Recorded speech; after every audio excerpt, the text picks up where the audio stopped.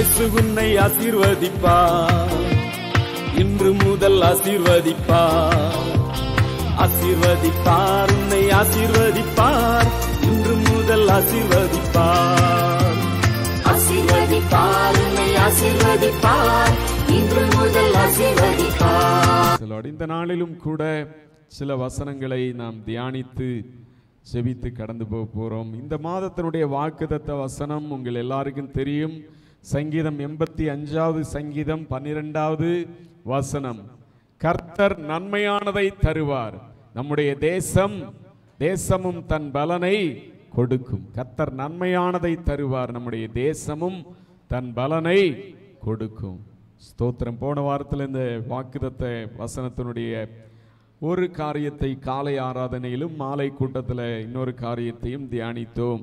யாருக்கு ஆண்டவர் நன்மை செய்வார்? முதலாவது போன வாரத்தில் தியானித்தோம். தம்மால் தெரிந்து கொள்ளப்பட்ட ஜனங்களுக்கு ஆண்டவர் நன்மைகளை கொடுத்து வழிநடத்துவார் என்று சொல்லி பார்த்தோம். அதுபோல மாலை ஆராதனையில் கர்த்தருக்கு பயப்படுகிறவர்களுக்கு ஆண்டவர் நன்மை செய்வார் என்று சொல்லி மாலை வேளையில தியானித்தோம். இந்த வேளையில தாழ்மையாயிருப்பவர்களுக்கு ஆண்டவர் நன்மை செய்வார் என்று சொல்லி முதலாவது நாம் தியானிக்க போகிறோம். யாருக்கு நன்மை செய்வார்? தாழ்மையாய் இருக்கிறவர்களுக்கு தேவன் நன்மை செய்வார்.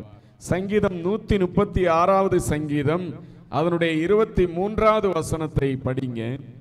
நம்முடைய தாழ்வில் நம்மை நினைத்தவரை துதியுங்கள், நம்முடைய தாழ்வில் நம்மை நினைத்தவரை துதியுங்கள், அவர் கிருபை என்றும் உள்ளது, அவர் கிருபை என்றும் உள்ளது.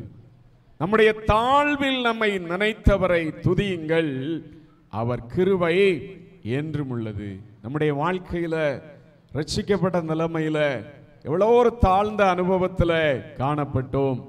அதை நாம் நினைத்து தேவ பிள்ளைகள் கொஞ்சம் வசதி வந்தவுடனே, கொஞ்சம் படிப்பு வந்தவுடனே, கொஞ்சம் காரியங்கள் சொல்லத்தக்க அளவில் வந்தவுடனே என்னை பிடிக்க முடியாது அப்படின்னு சொல்லி ஒரு அகங்காரமாய் தாழ்மையற்ற நிலைமையோடு யாரும் ஜீவிக்க கூடாது.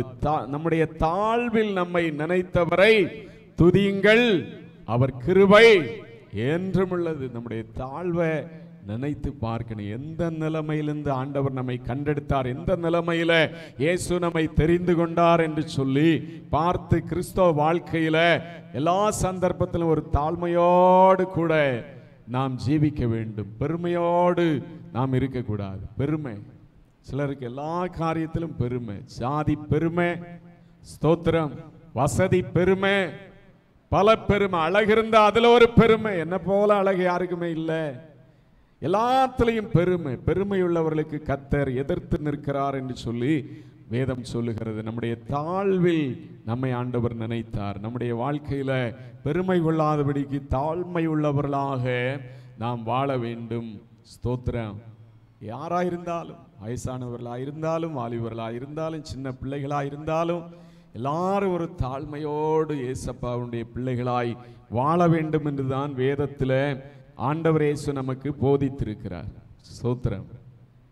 பாருங்க, ஆண்டவராய் இயேசு கிறிஸ்து சீசர்களோடு ஒரு பஸ்காவை ஆசரிக்கும் போது எல்லாரும் அங்கே பந்தி இருக்கு முன்னாடி எல்லாருடைய கால்களையும், சீசருடைய கால்களையும் தண்ணீர் எடுத்து, ஒரு வாளியில தண்ணீர் எடுத்து மொண்டு அந்த கால்களையெல்லாம் கழுவி ஒரு துண்டினாலே துடைத்தார் என்று சொல்லி வசனம் சொல்லுகிறது. பாருங்க, சீசர்கள் பேதுரு உடனே, ஆண்டவரை என் காலெல்லாம் நீங்க கழுவக்கூடாது, நீங்க எவ்வளவு பெரிய ஆளு, என் காலை நீங்க கழுவக்கூடாது அப்படின்னு சொல்லுகிறார். இயேசு சொல்லுகிறார், நான் உன்னுடைய கால்களை கழுவாவிட்டால் என்னிடத்துல உனக்கு பங்கு இருக்கா இல்லை அப்படின்னு சொல்லும்போது, ஆண்டவரே என் கால்களை மாத்திரமல்ல என் தலையை கூட கழுவுங்க ஆண்டவரே அப்படின்னு சொல்றான். ஆண்டவர் சொல்லுகிறார், முழுகினவன், ஞானஸ்நானம் பெற்றவன், ஸ்தோத்திரம் பெற்றவன் மறுபடியும் அவனுக்கு தலையெல்லாம் கழுவ வேண்டாம் அப்படின்னு சொல்லி அந்த துண்டை, சிறு ஒரு துண்டை உடுத்து கொண்டு எல்லாருடைய கால்களையும் கழுவினார். இயேசு நமக்கு தாழ்மையை என்ன சொல்லி கொடுத்திருக்கிறார்? தாழ்மையை நமக்கு சொல்லி கொடுத்திருக்கிறார், கற்றுக் கொடுத்திருக்கிறார். கிறிஸ்தவ வாழ்க்கையில நம்முடைய வாழ்க்கை தாழ்மையுள்ளதாய் காணப்பட வேண்டும். தாழ்வில் நம்மை நினைத்த ஆண்டவரை நாம நினைத்து வாழ்கிற ஜனங்களாக காணப்பட வேண்டும். தாழ்மை உள்ள ஜனங்களுடைய வாழ்க்கையில தேவன் நன்மை செய்வார். பெருமை உள்ளவர்களுக்கு எதிர்த்து நிற்கிறார் என்று சொல்லி அநேக வசனங்கள் சொல்லுகிறது. லூக்கா 1 அதிகாரம் 48வது வசனத்தில் அங்கே மரியாள் சொல்லும்போது தமது அடியாளுடைய தாழ்மையை தேவன் நோக்கி பார்த்தார் என்று சொல்லி சொல்லுகிறதை பார்க்கிறார். அந்த வசனத்தை படிங்க. அவர் தம்முடைய அடிமையின் தாழ்மையை நோக்கி பார்த்தார். இதோ இது முதல் எல்லா சந்ததிகளும் என்னை பாக்கியவதி என்பார்கள். அந்த நாட்கள்ல மரியாளுடைய கற்பத்துல பரிசுத்த ஆவியினால அங்கே கர்ப்பம் தரித்தார்கள். ஆண்டவராய் இயேசு கிறிஸ்து அதன் மூலமாய் கன்னி மரியாளுடைய அந்த கற்பத்திலே அவர் கர்ப்பம் தரித்து இந்த உலகத்தில் பிறந்தார். ஸ்தோத்திரம்.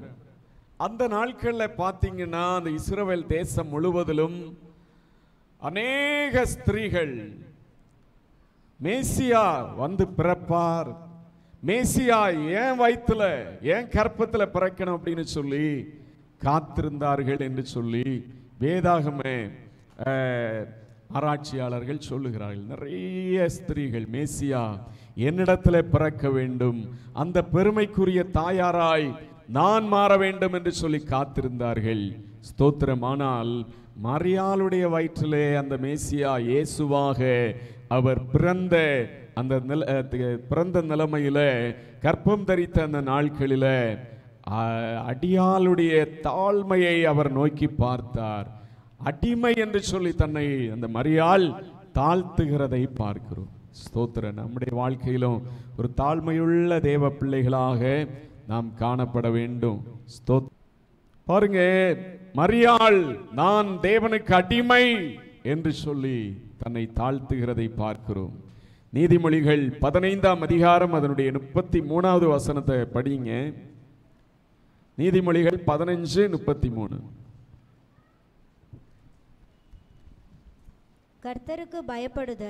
கர்த்தருக்கு பயப்படுதல் ஞானத்தை போதிக்கும். மேன்மைக்கு முன்னானது தாழ்மை. அப்படின்னா என்ன அர்த்தம்? நம்முடைய வாழ்க்கையில மேன்மையாய் உயர்த்தப்பட வேண்டும் என்றால் நம்ம தாழ்மை உள்ளவர்களாய் இருக்கணும். நான் உயரணும். காலையில சங்கீதத்துல படித்தோம், அவனுடைய கொம்பு உயர்த்தப்படும், தாவீதனுடைய கொம்பு உயர்த்தப்படும் அப்படின்னு சொல்லி. நம்முடைய வாழ்க்கையில ஒரு மேன்மை இல்லாவிட்டால் உயர்வை நான் பெற வேண்டும் என்கிற வாஞ்ச விருப்பம் ஆசை உங்களுடைய வாழ்க்கையில இருக்கும்னா நீங்க தாழ்மையோடு உங்களுடைய ஜீவியத்தை செய்கிற ஆண்டவருடைய பிள்ளைகளாய் இருக்க வேண்டும். மேன்மைக்கு முன்னானது அது தாழ்மை. ஸ்தோத்திரம். தாழ்மை இருந்துச்சுன்னா நிறைய குணங்கள் அந்த தாழ்மைக்குள்ளாக அடங்கும். கீழ்ப்படிவாங்க, அம்மா அப்பா சொல்லுகிற வார்த்தைகளை கீழ்ப்படிவாங்க, முரட்டுத்தனம் இருக்காது. ஸ்தோத்திரம். மேன்மைக்கு முன்னானது தாழ்மை. ஸ்தோத்திரம். தாழ்மையா இருக்கிற ஜனங்களை ஆண்டவர் என்ன செய்வாரு? ஆசீர்வதிப்பார். அவர்களுக்கு நன்மைகளை கொடுக்கிற தேவனாக இருப்பார். ஸ்தோத்திரம். முரட்டாட்டம் பண்ணி மனம் போன போக்கில் நான் யாருக்கு அடங்க மாட்டேன், தாழ்மையா இருக்க எனக்கு தெரியாது, இப்படிதான் இருப்பேன் அப்படின்னா ஸ்தோத்திரம், எங்கேயாவது படுகுழியில மாட்டின அப்புறம்தான் தாழ்மை உங்களுக்கு வரும். ஸ்தோத்திரம். யாக்கோபு 4 அதிகாரம் 6 வசனம் படிங்க. யாக்கோபு 4:6. அவர் அதிகமான கிருபையை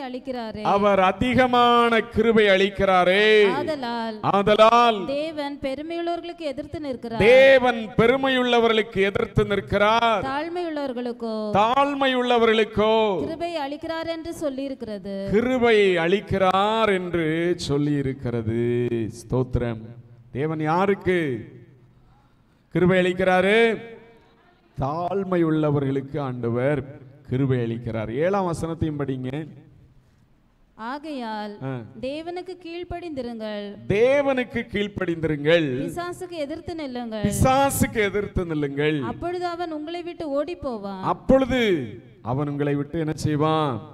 ஓடியே போயிடுவான். ஸ்தோத்திரம். பிசாசுக்கு இன்னைக்கு நாம எதிர்த்து நிற்கணும். தேவனுக்கு கீழ்ப்படிந்திருக்க வேண்டும் என்று சொல்லி வசனம் சொல்லுகிறது. Praise the Lord.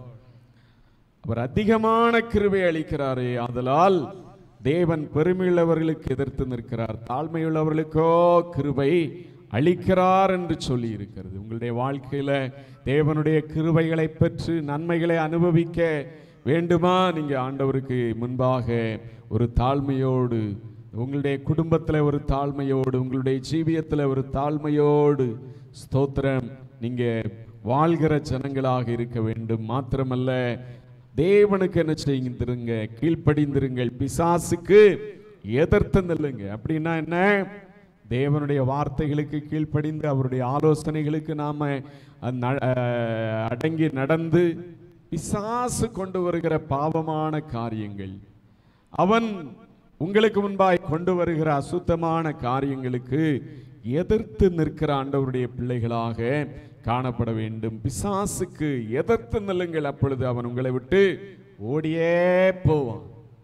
ஸ்தோத்திரம். பாவத்தை தனக்கு முன்பாக, யோசேப்புக்கு முன்பாக பிசாசு கொண்டு வருகிறான். யோசேப்பு சொப்பனம் கண்டான். சின்ன வயசுல அவனுடைய சொப்பனத்தை செல்லுபடியாக ஆகாமல் பண்ண வேண்டும், அவனுடைய வாழ்க்கையில் அவன் உயர்வடையாமல் போக பண்ண வேண்டும் என்று சொல்லி பிசாசு என்ன செய்கிறான்? ஒரு பாவத்துக்கு அழைக்கிற பெண்மணியை அவனுக்கு முன்பாக, எஜமாட்டியே வா பாவம் செய்யலாம், விபச்சாரம் பண்ணலாம் அப்படின்னு சொல்லி அழைக்கும் போது, உன் வேலையும் வேண்டாம், உன் வீடும் வேண்டாம், ஒன்றும் வேண்டாம் அப்படின்னு சொல்லி வஸ்திரத்தை பிடித்து அந்த வஸ்திரத்தையே தூக்கி எறிந்து விட்டு அவன் ஓடி போறான். யோசேப்புக்கு தேவன் கிருபை பாராட்டினார். சிறைச்சாலையிலே கிருபை பாராட்டினார். போன இடத்துல கிருபை பாராட்டினார். ஸ்தோத்திரம். அவனை ராஜாவுக்கு முன்பாக கொண்டு போய் நிறுத்தி தேவன் அவனுக்கு நன்மை செய்தார். அல்லேலூயா. ஸ்தோத்திரம். இன்றைக்கு அநேகருடைய எண்ணம் என்ன அப்படின்னா, நம்ம நல்லா இருந்தா, தாழ்மையா இருந்தா, நேர்மையா இருந்தா எல்லாம் முன்னேற முடியாது அப்படின்னு சொல்லி நினைக்கிறது உண்டு. ஸ்தோத்திரம். அப்படி அல்ல. ஆண்டவருக்கு முன்பாக நம்ம தாழ்மையோடு, ஒழுங்கோடு, ஸ்தோத்திரம், தெய்வ பயத்தோடு இருக்கும்போது கர்த்தர் உங்களையும் என்னையும் பார்த்து அவர் உயர்த்துகிற, நன்மைகளை கொடுக்கிற தேவனாக இருக்கிறார். அல்லேலூயா. ஸ்தோத்திரம். உலக பிரகாரமான மற்ற ஜனங்களைப் போல நாம சிந்தித்து அதை நம்பி செயல்பட வேண்டியது அவசியம் இல்லை. ஸ்தோத்திரம். ஆண்டவருக்கு முன்பாக தாழ்மைப்படுகிற ஜனங்களுக்கு ஸ்தோத்திரம், தாழ்மையோடு அவருடைய வார்த்தைகளை, வசனங்களை, பைபிள்ல உள்ளதான காரியங்களை பின்பற்றி நாம் வாழும்போது, அதை ஏற்றுக்கொண்டு ஜீவிக்கும் போது கர்த்தர் ஒவ்வொருவருடைய வாழ்க்கையில் அப்படிப்பட்ட நல்ல தேவ பிள்ளைகளுடைய வாழ்க்கையில நன்மைகளை தேவன் கொடுக்க தவறுவதே இல்லை. ஸ்தோத்திரம். பாருங்க, 2 நாளாகமத்துல 33ஆம் அதிகாரம் 10ஆம் வசனத்துல அங்கே ஒரு மனிதன் தேவனுக்கு முன்பாய் தாழ்மை இல்லாதபடிக்கு நான் நினைக்கிறதான் செய்வேன் அப்படின்னு சொல்லி ஒரு தாழ்மை இல்லாதபடிக்கு வாழ்ந்தான். தேவன் பேசுகிறார், அவனோடு பேசுகிறார், அவனுடைய ஜனங்களோடு பேசுகிறார். யாருமே கீழ்ப்படிய மனதில்லாமல் போனார்கள். 2 நாளாகவும் 33:10 படிங்க. கர்த்தர் மனாசேயோடும் அவனுடைய ஜனத்தோடும் பேசின போதிலும் அவர்கள் கவனிக்காதே போனார்கள். அவர்கள் கவனிக்காமல் போனார்கள். ஸ்தோத்திரம். யாரோடெல்லாம் பேசினாரு? மனாசேயோடும் அவனுடைய ஜனத்தோடும் பேசினார். மனாசே யாரு அப்படின்னு சொல்லி பார்த்தோம்னா, எசேக்கியா என்கிற ஒரு ராஜா, நல்ல ராஜா. அந்த ராஜாவுடைய மகன் தான் எசேக்கியாவுக்கு பிற்பாடு ராஜாவாய் மாறினவன் தான் இந்த மனாசே. தகப்பன் எவ்வளவோ நல்லவராய் இருந்தார். அந்த மனாசேயனுடைய வாழ்க்கையில அவன் விக்கிரக ஆராதனை பண்ணி தேசம் முழுவதையும் விக்கிரகத்தினால நிரப்பின அந்த சூழ்நிலையின் மத்தியில் ஆண்டவர் அவனை பார்த்து பேசினார். மனாசே, உன்னுடைய அப்பா எவ்வளவோ நல்லா ஆட்சி செஞ்சாரு, கொஞ்சம் யோசித்து பாருப்பா அப்படின்னு சொல்லி ஆண்டவர் பேசியிருப்பாரு.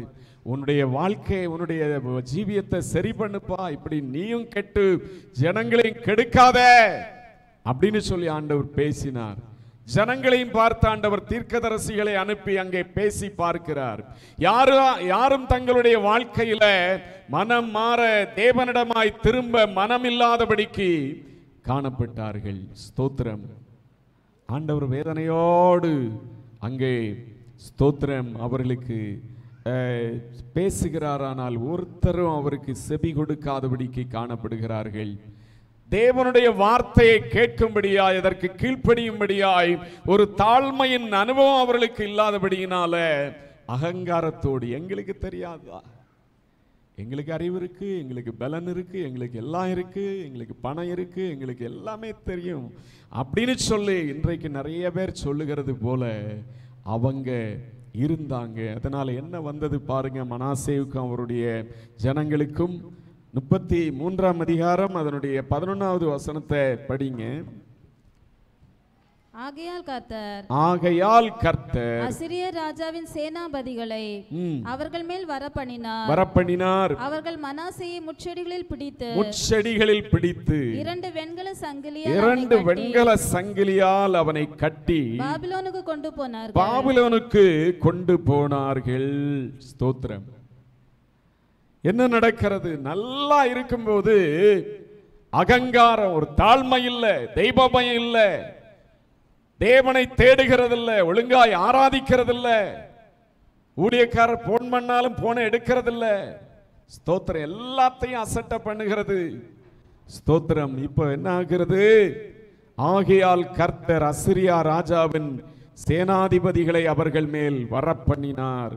அவர்கள் மனாசேயை முட்செடிகளில் பிடித்து 2 வெண்கல சங்கிலியால் அவனை கட்டி பாபிலோனுக்கு கொண்டு போனார்கள். பாபிலோனிய தேசத்தின் சேனாதிபதிகள் அந்த தேசத்துக்கு எதிராய் வருகிறார்கள். மனாசேயை முட்செடிகளின் மத்தியிலே அவனை பிடிக்கிறார்கள். தப்பி ஓட பார்த்திருப்பான். முட்செடிகளுக்குள்ளே அவன் ஒருவேளை மாட்டி இருக்கலாம், இல்லாவிட்டால் முட்களை அவனை சுற்றிலும் போட்டு எப்படியோ முட்களுக்கு நடுவே அவனை என்ன செய்தாங்க? பிடிக்கிறார்கள். 2 வெண்கல சங்கிலிகளை, சாதாரண சங்கிலிகள் அல்ல, பலமுள்ள 2 வெண்கல சங்கிலிகளை போட்டு அவனை பாபிலோனுக்கு அவனை என்ன செய்கிறார்கள்? அழைத்து கொண்டு போகிறார்கள். தோத்திரம். பாபிலோனுக்கு போன நிறைய ஒரு சில ராஜாக்களை குறித்து பார்க்கிறோம். இஸ்ரவேல் தேசத்திலிருந்து பிடிக்கப்பட்டு கொண்டு போகப்பட்ட ராஜாக்களை நாம் இதே நாளாகம புத்தகத்தில் யோயாக்கீம் என்கிற ஒரு ராஜாவை குறித்து பார்க்கிறோம். அவனுடைய மரண நாள் வரைக்கும் அவன் சிறைச்சாலையில தான் காணப்பட்டார். மரணம் அந்த கடைசி நாட்களில தான் தேவன் அந்த பாபிலோனிய ராஜாவுக்கு ஒரு மனமாறுதலை கொடுத்து அவனோடு அன்பாய் பேசினார். அவனுடைய அந்த சிறைச்சாலை வஸ்திரங்களை எல்லாம் மாற்றினார். ஆனால் அநேகர் பிடிக்கப்பட்டு போனவர்கள் சிதேக்கியா என்கிற ஒரு ராஜாவை பிடித்து போனார்கள். அவனை வெண்கல சங்கிலிகளை போட்டு அவனுடைய கண்களை பிடுங்கினார்கள் என்று சொல்லி வேதத்தில் சொல்லப்பட்டிருக்கிறது. ஆனா இந்த மனிதனுடைய, இந்த மனாசேயனுடைய வாழ்க்கையில என்ன செய்கிறான்?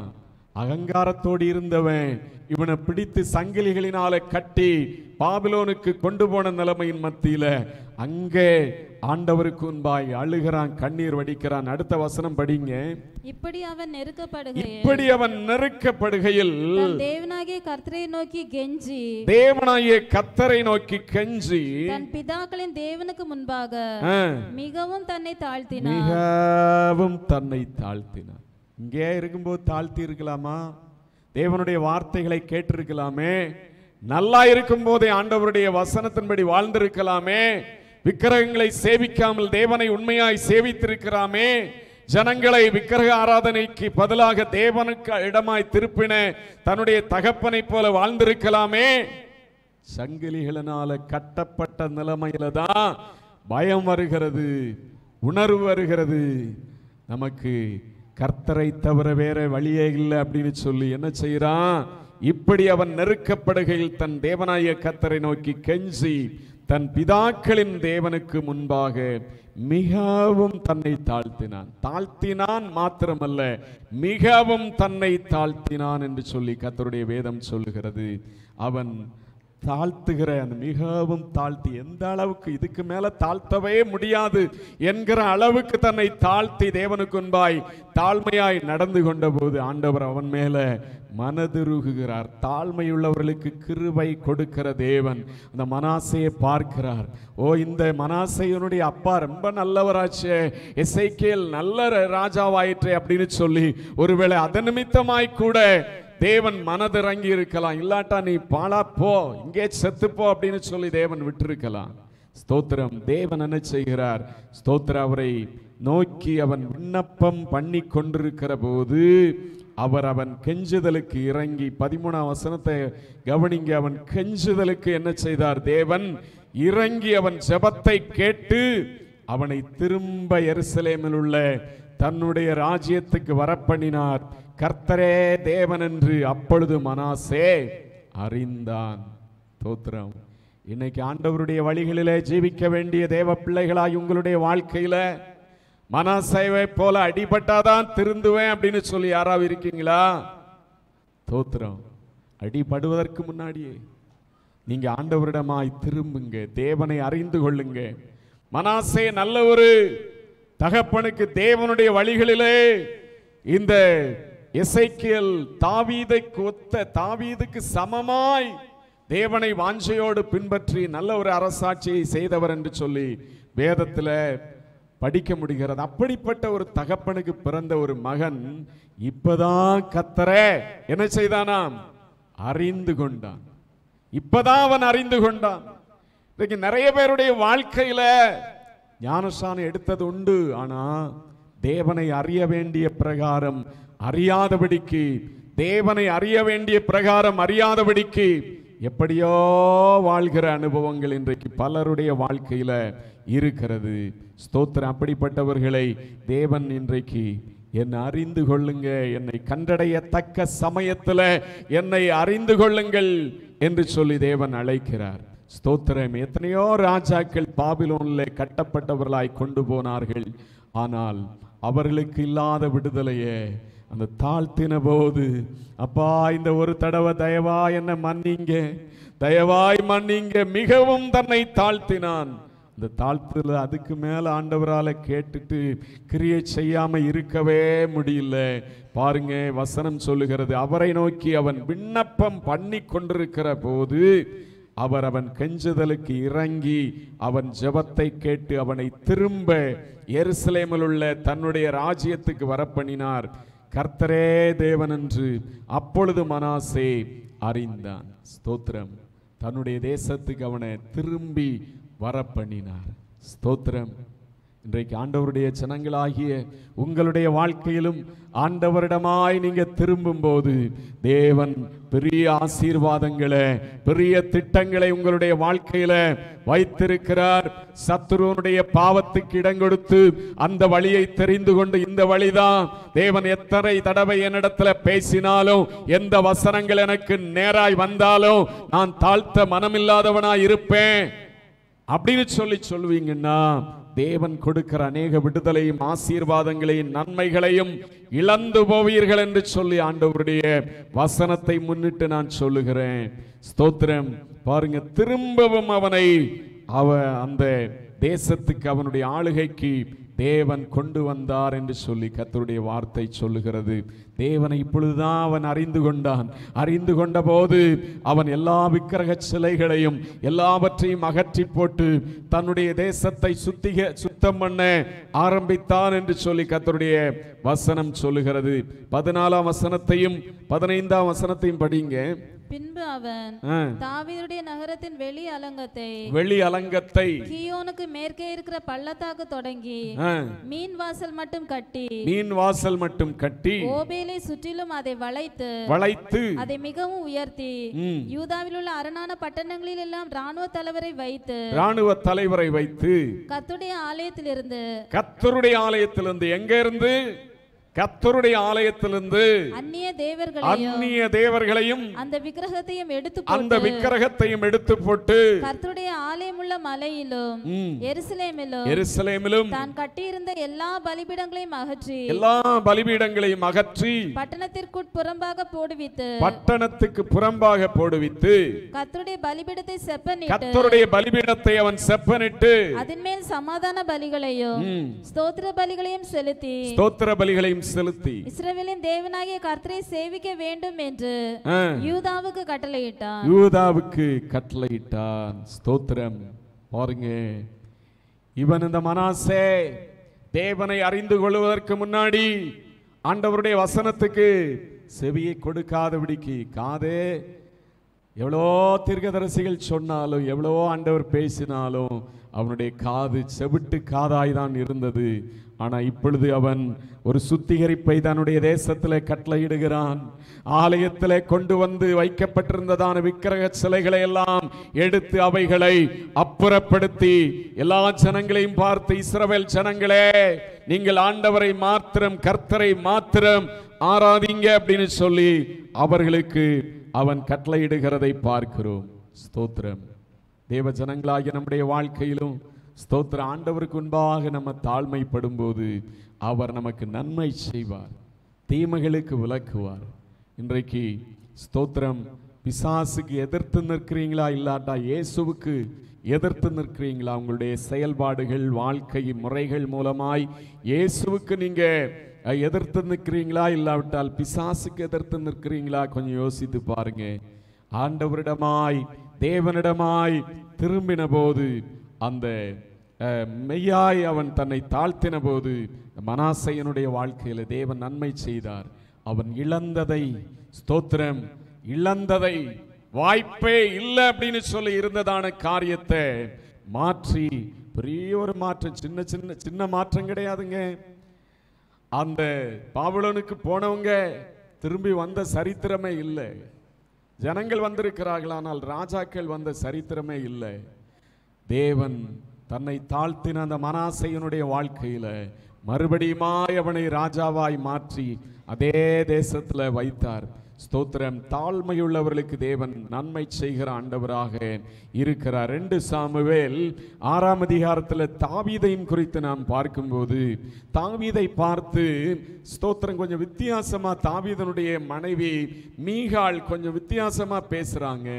என்னையா நீ சாதாரண ஒரு ஆள் மாதிரி உன்னுடைய ட்ரெஸ் எல்லாம் கழட்டி போட்டுற, சின்ன ஒரு துண்டை கட்டிட்டு டான்ஸ் ஆடுற, நீ ராஜாவா இல்லை கோமாளியா அப்படின்றது மாதிரி பேசுகிறார்கள். ஸ்தோத்திரம். அந்த நேரத்தில் தாவீது அவர்களை பார்த்து சொல்லுகிறார். 6ஆம் அதிகாரம் 20 படிங்க.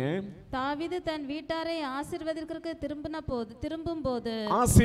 திரும்பின போது சவுலின் குமார்த்தியாகிய மீகாள் தாவீதிற்கு எதிர்கொண்டு வந்து, அற்ப மனுஷரில் ஒருவன், சாதாரண அற்ப மனுஷரில் ஒருவன் தன் வஸ்திரங்களை கழற்றி போடுகிறது போல, தன்னுடைய வஸ்திரங்களை எல்லாம் கழட்டி போடுவது போல, இன்று தம்முடைய ஊழியக்காரருடைய பெண்களின் கண்களுக்கு முன்பாக தம்முடைய வஸ்திரங்களை உரிந்து போட்டிருந்த இஸ்ரவேலின் ராஜா இன்று எத்தனை மகிமைப்பட்டிருந்தார் என்றார். எத்தனை மகிமைப்பட்டிருந்தார் என்றால், அதற்கு தாவீது மீகாளை பார்த்து, உன் தகப்பனை பார்க்கிலும் அவருடைய எல்லா வீட்டாரை பார்க்கிலும் என்னை இஸ்ரவேலராகிய கர்த்தருடைய ஜனத்தின் மேல் தலைவனாக கட்டளையிடும்படிக்கு தெரிந்து கொண்ட கர்த்தருடைய சமூகத்திற்கு முன்பாக ஆடி பாடினேன். இதை பார்க்கிலும் இன்னும் நான் நீசனும் என் பார்வைக்கு அர்ப்பணம் ஆவேன். என்னுடைய பார்வைக்கு நான் அர்ப்பணம் ஆவேன். இப்படியே நீ சொன்ன பெண்களுக்கும் கூட மகிமையாய் விளங்குவேன் என்றான். பாருங்க, தாவீது கர்த்தருடைய உடன்படிக்கை பெட்டியை அவன் கொண்டு வருகிற போது அந்த பெட்டிக்கு முன்பாக சந்தோஷத்தினால, மகிழ்ச்சியினால, ராஜவஸ்திரம், இது என்ன பரலோகத்தின் ராஜாவுக்கு முன்னாடி அவர் போட்ட பிச்சை தான் எனக்கு ராஜாவாய், நான் ராஜாவானேன். அந்த ராஜாவுக்கு முன்பாக அவருடைய பிரசன்னத்துக்கு முன்னாடி ஸ்தோத்திரம், நான் ராஜவஸ்திரத்தை போட்டுட்டு அவரை மகிமைப்படுத்துகிறது தகுதியா இருக்காது அப்படின்னு சொல்லி ராஜாவுடைய எல்லா ட்ரெஸ்ஸையும் கழட்டி வைத்து விட்டு ஒரு யோபோத்து சாதாரண ஒரு துண்டை கட்டி கொண்டு அவன் ஆண்டவரை துதித்து பாடி, அங்கே ஒரு சாதாரண ஒரு ஆளை போல அவன் ஆடி பாடி அந்த பெட்டியை தேவனுடைய சமூகத்தில் கொண்டு வந்த அந்த நிலைமையை குறித்து தான் இந்த மீகா சொல்லுகிறாள். பரியாசமாய் சொல்லும் போது ஸ்தோத்திரம், தாவீது சொல்லுகிறான், இதை காட்டிலும் நான் என் பார்வைக்கு இன்னும் அர்ப்பணமாய் நீசனுமாய் நான் இருக்கிறேன் அப்படின்னு சொல்லி தன்னை தாழ்த்துகிறத பார்க்கிறோம். தேவ பிள்ளைகளாகிய நம்முடைய வாழ்க்கையில் எவ்வளோ வசதி வந்தாலும், எவ்வளோ வாய்ப்பு வந்தாலும், நல்ல பெரிய ஒரு வேலை கிடைக்கலாம், பெரிய ஒரு உயர்வு கிடைக்கலாம், எது கிடைத்தாலும் தலக்கணம் இருக்கக்கூடாது. தலக்கணம் இருந்துச்சுன்னா உயர்வு, ஸ்தோத்திரம், உங்களுடைய வாழ்க்கையில பார்க்கவே முடியாது. ஸ்தோத்திரம். தலக்கணம் இருந்தா ஏதோ வருகிறது மாதிரி இருக்கலாம், ஆனா கடைசியில பார்த்தா கூட்டி கழிச்சு பார்த்தா ஒண்ணுமே இருக்காது. ஸ்தோத்திரம். தேவ பிள்ளைகளாய் உங்களுடைய வாழ்க்கையில ஆண்டவருக்கு பயப்படுகிற பயத்தோடு தாழ்மையோடு நீங்களும் நானும் தேவனை பின்பற்ற அழைக்கப்பட்டிருக்கிறவர்களாய் இருக்கிறோம். தாழ்மையுள்ளவர்களுக்கு தேவன் கிருபை அளிக்கிறார், நன்மைகளை கொடுக்கிறார். 2 சாமுவேல் 7ஆம் அதிகாரம் 16-17 வசனங்களை வாசிங்க. உன் வீடு உன் ராஜ்யமும் என்றென்றைக்கு உனக்கு முன்பாக ஸ்திரப்பட்டிருக்கும். என்றென்றைக்கும் உனக்கு முன்பாக ஸ்திரப்பட்டிருக்கும். உன் ராஜாசனம் என்றென்றைக்கும் நிலை பெற்றிருக்கும் என்கிறார் என்று சொல்ல சொன்னார். நாத்தான் இந்த எல்லா வார்த்தைகளின்படியும் இந்த எல்லா தரிசனத்தின்படியும் தாவீதுக்கு சொன்னார். பாருங்க, நான் இன்னும் நீசனும் அற்புதமாய் நீ சொல்லுகிறதை காட்டிலும் சாதாரணமானவன் அப்படின்னு சொல்லி தாவீது தாழ்த்தினார் என்று சொல்லி நாம் படித்தோம். அப்படிப்பட்ட ஒரு தாழ்மையான இருதயத்தை தேவனுக்கு முன்பாக வைத்ததான தாவீதனுடைய வாழ்க்கையில தாவீதுக்கு முன்பாக நாத்தான் என்கிற தீர்க்கதரிசியை தேவன் அனுப்புகிறார். இந்த நாத்தான் தீர்க்கதரிசியின் மூலமாய் அநேக காரியங்களை தேவன் பேசுகிறார். ஸ்தோத்திரம். என்ன பேசுகிறார்? உன் வீடும் உன் ராஜ்யமும் என்றைக்கும் உனக்கு முன்பாக ஸ்திரப்பட்டிருக்கும், உன் ராஜாசனம் என்றென்றைக்கும் நிலை பெற்றிருக்கும் என்கிறார் என்று சொல்ல சொன்னார். நாத்தான் இந்த எல்லா வார்த்தைகளின்படியும் இந்த எல்லா தரிசனத்தின்படியும் தாவீதுக்கு சொன்னார். கர்த்தர் தாவீதை குறித்து உனக்கு ஒரு வீட்டை கட்டுவேன், உன்னுடைய ராஜாங்கம் என்றைக்கும் ஆசீர்வதிக்கப்பட்டிருக்கும் என்று சொல்லி ஆசீர்வாதத்தை நன்மையை தாவீதுக்கு வாரி வழங்குகிறதை பார்க்கிறோம்.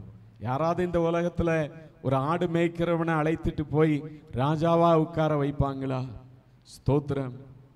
ராஜ குலத்துல இவன் வந்திருக்கிறானா, அவனையும் எப்படி காலி பண்ணிட்டு நம்ம வரலாம் அப்படின்னு சொல்லி இந்த சமுதாயம் இருக்கிறது. ஆனா தேவன் பாருங்க, தேவனுக்கு முன்பாய் தன்னை தாழ்த்தின ஒரு மனுஷனாகிய தாவீதை ஆட்டு மந்தையிலிருந்து எடுத்து ஸ்தோத்திரம் அவனை அரசனாய் வைத்து உனக்கு என்றைக்கும் உனக்கென்று ஒரு சிங்காசனத்தை தருவேன், உன்னுடைய சந்ததியை ஆசீர்வதிப்பேன் என்று சொல்லி அவனுக்கு நன்மைகளை கொடுத்து வழிநடத்தினார் என்று சொல்லி வேதம் சொல்லுகிறது. இந்த திருவிருந்த ஞாயிற்றுக்கிழமையே உள்ளே வந்திருக்கிற உங்களுடைய வாழ்க்கையில ஸ்தோத்திரம், இங்க தாழ்மையோடு வாழுங்க. தாழ்மையோடு வாழ்கிறது அப்படின்னா ஸ்தோத்திரம், நல்ல ட்ரெஸ் போடாம,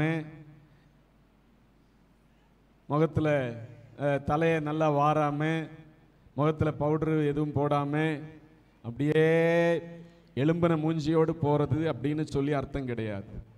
நம்முடைய குணங்களிலே, செயல்பாடுகளிலே, பேச்சுகளிலே, நடக்கையிலே ஸ்தோத்திரம் நம்ம தாழ்மையை வெளிப்படுத்தணும், தாழ்மையோடு வாழணும். ஆண்டவருடைய வசனத்துக்கு நம்மை தாழ்த்தி ஒப்பு கொடுத்து வாழ்கிறதுல தாழ்மையோடு இருக்கணும்.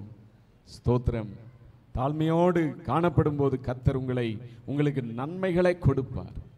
ஆவிக்குரிய வாழ்க்கையில ஆண்டவருக்கு முன்பாக உங்களை தாழ்த்தி, ஆண்டவரே நம்முடைய பிள்ளை, ஆண்டவரே நம்முடைய சித்தம் செய்யணும், உடைய வசனத்துக்கு நான் எதிர்த்து நிற்கிறவனா இருக்கக்கூடாது, நீர் எவ்வளவுக்கு ஆண்டவரை பேசினாலும் நான் எதிரான ஒரு மனுஷனா இருக்கக்கூடாதப்பா, நீ உம்முக்கு கீழ்ப்படுகிறவனாய் வாழ எனக்கு உதவி செய்ய அப்படின்னு சொல்லி கேட்டு இங்கே வாழும்போது கர்த்தர் உங்களுக்கு நன்மையை தந்து வழி நடத்துவார். கர்த்தர் நன்மையானதை தருவார்.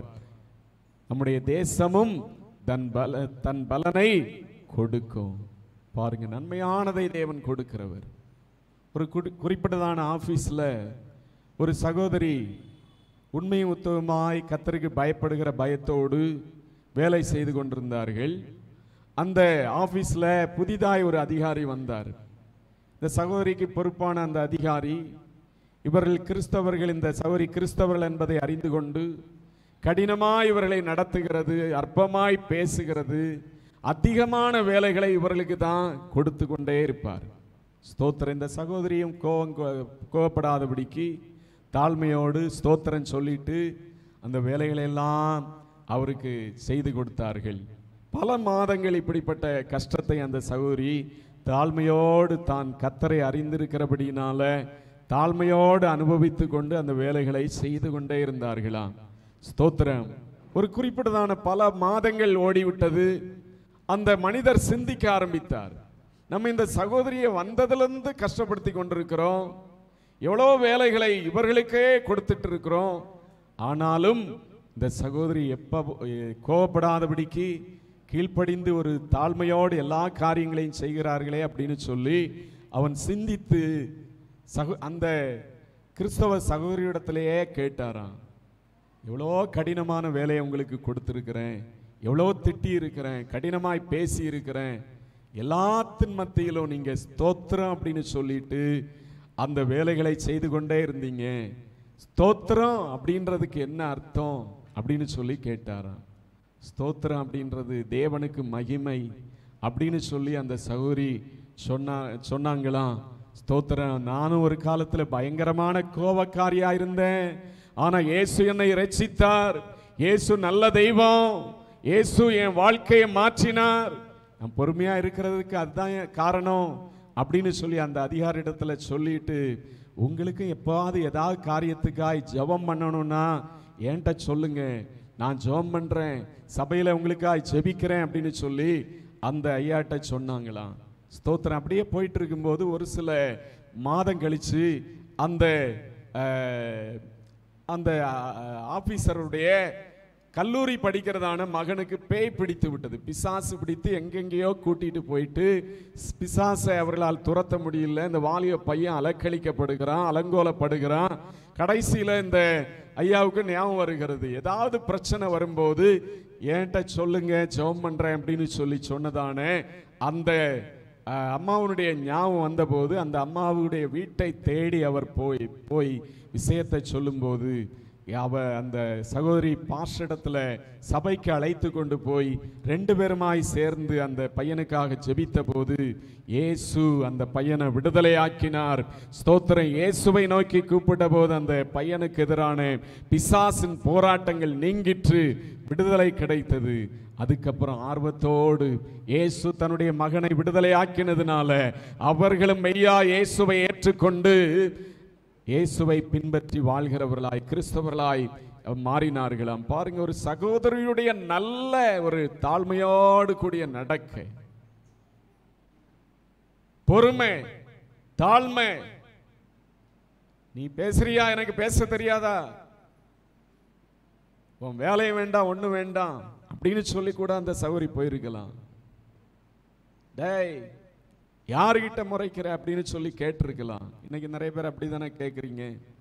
ஸ்தோத்திரம். முறைச்சிட்டு வேலையை விட்டு வருகிறதே சிலருடைய வேலையா இருக்கிறது. ஸ்தோத்திரம். நம்முடைய வாழ்க்கையில ஒரு தாழ்மை இருக்கிற இடங்கள்ல ஒரு தாழ்மை, அந்த தாழ்மையின் மூலமாய் இயேசுவனுடைய அன்பு பலருக்குள்ள பாய்ச்சப்பட வேண்டும். ஸ்தோத்திரம். கிறிஸ்தவரிடத்துல உலகத்தின் ஜனங்கள் வாழ்க்கையை தான் அவர்கள் படிக்கிறார்கள், நம்முடைய வாழ்க்கைய செயல்பாடுகளை, பேச்சு. இவங்க கிறிஸ்தவங்க பிதாவே அவர்களுக்கு மன்னியும் அப்படின்னு சொல்லி சொன்னதான இயேசுவனுடைய பிள்ளைகள் என்று சொல்லி கிறிஸ்தவ ஆலயத்துக்கு போய் பைபிளை தூக்கி கொண்டு போய் ஆராதிக்கிறாங்களே, இவங்க எப்படி இருக்கிறாங்க, இவர்கள் எப்படி நடக்கிறாங்க, இவர்கள் ஊர் உலகத்தில் உள்ள ரட்சிக்கப்படாதவங்களை போல இருக்கிறாங்களா, அவர்களை போல வாழ்றாங்களா, எப்படி இருக்கிறாங்க அப்படின்னு சொல்லி கிறிஸ்தவங்களை உலகம் ரீட் பண்ணுகிறது. ஸ்தோத்திரம். கம்ப்யூட்டர்ல ஒரு சிடியையோ இல்லை ஏதோ ஒரு டிரைவையோ போடும்போது அது ரீட் பண்ணும். ஸ்தோத்திரம். ரீடிங், சர்ச்சிங் அப்படின்னு சொல்லி வரும் பார்த்தீங்களா. ஒரு கிறிஸ்தவ அல்லாதவர் இயேசுவை அறியணும்னா ஒரு கிறிஸ்தவனை எப்படி இருக்கிறான் அப்படின்னு சொல்லி பார்க்கிறார்கள். ஸ்தோத்திரம். அப்படி பார்க்கிற ஒரு சமுதாயத்தில் இன்னைக்கு நம்முடைய வாழ்க்கையில் ஒரு தாழ்மையோடு, ஒரு பரிசுத்தத்தோடு, உண்மையான கிறிஸ்துவுக்கு தேவனுக்கு பயப்படுகிற ஒரு பயத்தோடு, சாட்சியுள்ள வாழ்க்கையோடு வாழ்வோம் என்றால் தேவனுடைய நாமம் மகிமைப்படும். அநேகர் உங்கள் மூலமாய் கிறிஸ்து இயேசுவை பின்பற்றுகிறவர்களாய் மாறுவார்கள். ஸ்தோத்திரம். அந்த சகோதரி மாத்திரம் கோபக்காரியா இருந்திருந்தா அந்த பெரிய ஒரு அதிகாரி இயேசுவை ஏற்றுக்கொண்டிருக்க முடியுமா? முடியாது. இன்னைக்கு நம்முடைய குணங்கள், நம்முடைய பேச்சு, ஜீவியம் ஒரு தாழ்மையாய், தேவனுக்குரியதாய், தேவனுடைய பிள்ளைகள் என படுகிறவர்களுக்குரியதாக நம்முடைய செயல்பாடுகள் ஒவ்வொரு காரியங்களும் மாற்றப்பட வேண்டும். ஒருவன் கிறிஸ்துவுக்குள்ள இருந்தால் புதிய சிருஷ்டியாயிருக்கிறான், பழையவைகள் எல்லாம் ஒளிந்து போயின, எல்லாம் புதிதாயின. ஸ்தோத்திரம். நம்முடைய குணங்கள், செயல்பாடுகள் எல்லாமே புதிதாய் மாற வேண்டும் என்று சொல்லி தேவன் விரும்புகிறார். தாழ்மையாய் இருக்கிறவர்களுக்கு தேவன் நன்மையை கொடுக்கிறார். மனாசேயனுடைய வாழ்க்கையில அவன் தாழ்மை இல்லாதிருந்தான், பயத்தோடு மிகவும் தன்னை தாழ்த்தினான். தேவன் இரக்கம் பாராட்டினார். இன்றைக்கு தேவனுக்கு முன்பாய் உங்களை தாழ்த்துங்க.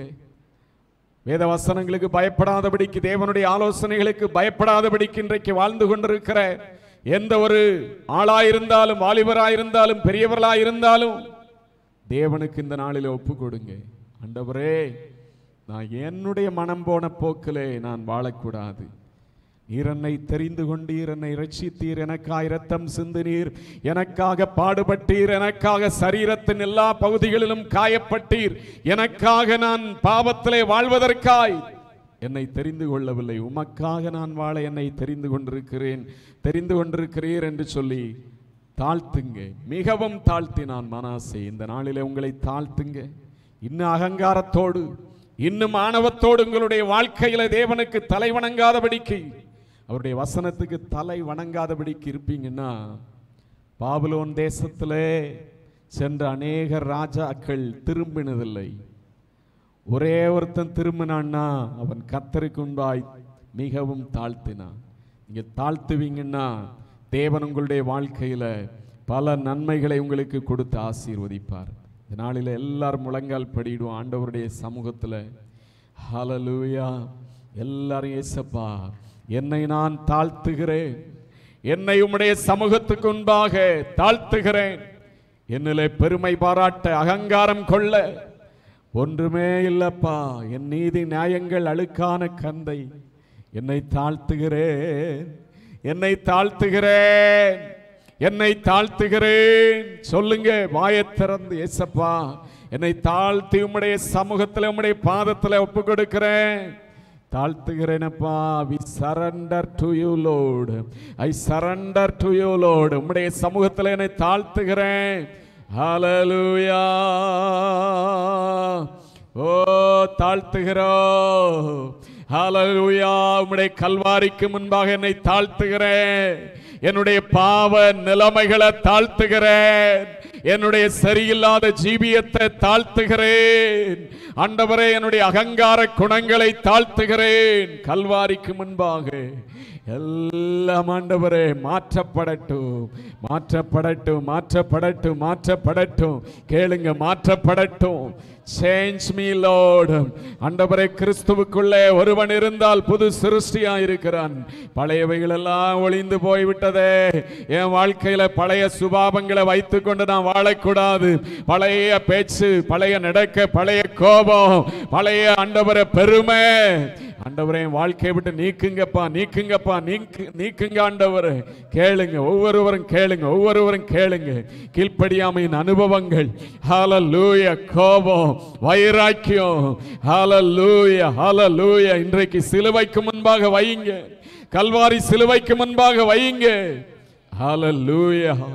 கோபம் கொண்டாலும் பாவம் செய்யாதிருங்க, கோபம் கொண்டாலும் பாவம் செய்யாதிருங்க. சூரியன் அஸ்தமிக்கு முன்னாடி உன்னுடைய கோபம் தனிய கடவது. ஹல்லேலூயா. ஓ ஹல்லேலூயா, ஹல்லேலூயா, ஹல்லேலூயா. கோபத்தின் அனுபவங்களை விட்டுவிடுங்க, கோபத்தை நெகிழ்ந்து விட்டுவிடு என்று சொல்லி வசனம் சொல்லுகிறது. ஹல்லேலூயா. ரிகாமா ஷபாலா ருகேனாமா. ஆவியானவரே, நீர் கிரியை செய்து ஆண்டவரே அநேக ஜனங்களுடைய வாழ்க்கையில ஒரு விடுதலையற்ற நிலைமை, தாழ்மை என்கிறதான அனுபவம் ஆண்டவரே இல்லாத நிறைய பேருடைய வாழ்க்கை இருக்கிறதை ஆண்டவரே நீர் பார்க்கிறீரப்பா. ஓ ஹல்லேலூயா. ஒரு தாழ்மையின் அனுபவம், தாழ்மையின் அனுபவம், தாழ்மையின் அனுபவம், தாழ்மையின் அனுபவம் கடந்து வரட்டும் அப்பா. தாழ்மையின் அனுபவம் கடந்து வரட்டும். கோபங்கள், வைராக்கியங்கள், தேவன் விரும்பாத எல்லா விதமான அசுத்தங்கள் ஹல்லேலூயா வாழ்க்கையை விட்டு மறையட்டும், வாழ்க்கையை விட்டு நீங்கி போகட்டும். ஓ ஹல்லேலூயா, ஹல்லேலூயா. கர்த்தருடைய ஆவியானவர் உங்களுடைய வாழ்க்கையில கிரியை செய்ய விரும்புகிறார். இன்னும் சிலருடைய வாழ்க்கையில கடின இருதயம், இன்னும் கடின இருதயத்தோடு அறிக்கையிட மனமில்லாம இருக்கீங்க, அறிக்கையிட மனமில்லாத இருக்கீங்க, பாவத்தை விட்டுவிட மனமில்லாதபடிக்கு இருக்கிறீங்க. இன்றைக்கு உங்களுடைய வாழ்க்கையில இருக்கிற சில சீர்கேடுகளை அறிக்கை செய்ய மனமில்லாதபடிக்கு இருக்கிறீங்க. ஆண்டவருக்கு உங்களுடைய இருதயத்தை விட்டு கொடுங்க. தேவாவியானவர் இன்றைக்கு உங்களுடைய வாழ்க்கையின் எல்லா சிறையிருப்புகளையும் மாற்ற விரும்புகிறார். கட்டுகளை அறுக்கிறவர். ஹல்லேலூயா. கட்டுண்ட நிலைமைகளை அவர் மாற்றுகிற தேவன். ஹல்லேலூயா, ஹல்லேலூயா, ஹல்லேலூயா. பரிசுத்த ஆவியானவருக்கு இடம் கொடுங்க. ஆவியானவர் இந்த நாளில் ஒவ்வொரு ஜனங்களுடைய வாழ்க்கையிலும், ஒவ்வொருவருடைய வாழ்க்கையிலும் ஒரு விடுதலையை, கட்டுகளை அறுத்து விடுதலையை கொடுக்க விரும்புகிறார். உனக்கு நன்மை செய்ய விரும்புகிறார். உன்னுடைய வாழ்க்கையில நன்மை செய்ய விரும்புகிறார். ஹல்லேலூயா. பாவக்கிரியைகள் எல்லாவற்றையும் இன்றைக்கு சிலுவைக்கு முன்பாக ஒப்பு கொடுங்க. ரட்சிக்கப்பட்ட ஜனமே, உன்னுடைய வாழ்க்கையில இருக்கிற பாவத்தை தேவனிடத்தில் அறிக்கை செய்து விட்டுவிடு. ஹல்லேலூயா. ரட்சிக்கப்பட்ட பின்பு இன்னும் உன்னுடைய வாழ்க்கையில சில ரகசிய பாவங்களுக்கு இடம் இருக்கிறது. ஹல்லேலூயா.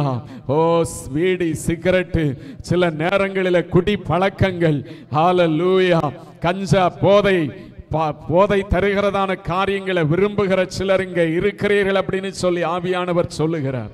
ஹல்லேலூயா. சில போதைகளை விரும்பி, ஹல்லேலூயா, அதை நாடுகிறவர்கள் இங்கே இருக்கிறீங்க அப்படின்னு சொல்லி ஆவியானவர் சொல்லுகிறார். ஹல்லேலூயா. சிலருடைய ஜீவியம் சரியில்லை. ஹல்லேலூயா. திருமணமான சிலருடைய ஜீவியம் சரியில்லை. திருமணம் ஆகாத சிலருடைய ஜீவியங்கள் சரியில்லை. உங்களுடைய வாழ்க்கையில இன்னைக்கு ஹல்லேலூயா பரிசுத்த வாழ்க்கைக்காக தேவனுக்கு ஒப்பு கொடுங்க. ஹல்லேலூயா, ஹல்லேலூயா, ஹல்லேலூயா. கோபங்கள் வைராக்கியத்துக்கு. ஹல்லேலூயா. உன்னுடைய வாழ்க்கையில என் வாழ்க்கையில கோபமே, வைராக்கியமே உனக்கு இடம் இல்லை அப்படின்னு சொல்லி ஒப்பு கொடுக்க இந்த நாளிலே ஆண்டவர் சிலரை பார்த்து சொல்லுகிறார். ஆவியானவர் இன்றைக்கு ஒவ்வொருடைய வாழ்க்கையிலும் விடுதலையை தர விரும்புகிறார். ஹல்லேலூயா, ஹல்லேலூயா. விபச்சார ஆவிகள் செயல்படுகிறது. ஹல்லேலூயா. உன்னுடைய வாழ்க்கையில அப்படிப்பட்ட காரியங்களுக்கு நோ சொல்லு அப்படின்னு சொல்லி ஆவியானவர் சொல்லுகிறார். ஹல்லேலூயா. பரிசுத்த ஆவியானவர் இந்த இடத்துல உலாவிக் கொண்டிருக்கிறார். ஹல்லேலூயா. மனாசேயை போல இன்னைக்கு கதறு, தாழ்த்து. தேவனே, என்னை விடுதலையாக்குங்க, என்னை விடுதலையாக்குங்க. Redeem me, Lord. Redeem me, Lord. Hallelujah. கண்ணீரோடு கேளு, கண்ணீரோடு கேளு. ரகசிய பாவங்களை விட்டு தேவனை உண்மையாய் பின்பற்ற கண்ணீரோடு கேளு, கண்ணீரோடு கேளு, கண்ணீரோடு கேளு. ரிவா ஷபாபா ரிகபாலார் ரிஷாகாலா ரிஷபாலா ருகேனா. ஹல்லேலூயா. அந்தகாரங்கள் அழிக்கப்படுவதா, பாவ வல்லமைகள் அழிக்கப்படுவதா. ஹல்லேலூயா. தேவனுக்கு பிரியமில்லாத ஜீவியங்கள் மாற்றப்படுவதா. Change, change, change Lord. ஒரு மாற்றத்தை, ஒரு மறுரூபத்தை, ஒரு மாற்றத்தை, ஒரு மறுரூபத்தை கட்டளையிடுங்க. Change Lord. ரிகபாபா ஷபாபா ரிபாலா ருகேனா. ஹல்லேலூயா, ஹல்லேலூயா, ஹல்லேலூயா. தேவ வார்த்தைக்கு தங்களை தாழ்த்துகிற ஒவ்வொரு ஜனங்களை ஆண்டவரே நன்மைகளை கொடுத்து, நன்மைகளை கொடுத்து, நன்மைகளை கொடுத்து, நன்மைகளை கொடுத்து ஆசீர்வதிக்க போகிறீர். தேசத்திலே பலனை அவர்களுக்கு கொடுக்க போகிறீர். ஹல்லேலூயா, ஹல்லேலூயா, ஹல்லேலூயா, ஹல்லேலூயா, ஹல்லேலூயா, ஹல்லேலூயா. ஓ ஹல்லேலூயா. நான் கர்த்தர், நான் கர்த்தரானால் எனக்கு பயப்படுகிற பயம் எங்கே? நான் கர்த்தரானால் எனக்கு பயப்படுகிற பயம் எங்கே? ஹல்லேலூயா. ஆண்டவர் கேட்கிறார், எனக்கு பயப்படலையே? உன்னுடைய வாழ்க்கையில் எனக்கு பயப்படாதபடிக்கு ஜீவிக்கிறாயே, பயப்படாதபடிக்கு வாழ்றாயே, துணிகரமான வாழ்க்கை. திருவிருந்து ஞாயிற்றுக்கிழமையில ஒப்பு கொடுங்க, தேவனுக்கு முற்றிலுமாய் ஒப்பு கொடுங்க. மனாசே தன்னை தேவனுக்கு முற்றிலுமாய் தாழ்த்தினான். ஹalleluya ஹalleluya. இன்றைக்கு நீ பெற்றுக்கொள்ளாதபடிக்கு, விடுதலையை பெற்றுக்கொள்ளாதபடிக்கு இருப்பேன்னா இனி ஒரு நாள் உன்னுடைய வாழ்க்கையில விடுதலை வரப்போறதில்லை அப்படின்னு சொல்லி ஆண்டவர் சொல்லுகிறார். உன்னுடைய வாழ்க்கையில இன்றைக்கு ஆண்டவருக்கு முன்பாய், அவருடைய சிலுவைக்கு முன்பாய் ஒப்பு கொடுத்து ஒரு விடுதலையை நீ பெற்றுக்கொள்ளாத பட்சத்துல ஒரு நாளும் பெற்றுக்கொள்ள போறதில்லை. பாபிலோனின் அடிமைத்தனம் உன்னுடைய வாழ்க்கையில ஒரு நாள் நீங்க போறதில்லை. ஹalleluya ஹalleluya ஹalleluya ஹalleluya. தோத்திரம். மனுஷருக்கு பயப்படுகிற பயம் சிலருக்கு இருக்கிறதே தவிர ஆண்டவர் சொல்லுகிறார், நான் கர்த்தரானால் எனக்கு பயப்படுகிற பயம் எங்கே? நான் கர்த்தரானால் எனக்கு பயப்படுகிற பயம் எங்கே? ஹalleluya ஹalleluya ஹalleluya. ரிகமலபுரமங்கரபுஷ். தேவனே, நீர் ஒருவரே பரிசுத்தர், நீர் ஒருவரே பரிசுத்தர். ஜனங்களை நீர் ஆளுகை செய்யும் அப்பா, நீர் ஆளுகை செய்யுங்க. ஹalleluya. நீர் ஆளுகை செய்யுங்க ஆண்டவர். இந்த சபையை ஆளுகை செய்யுங்க.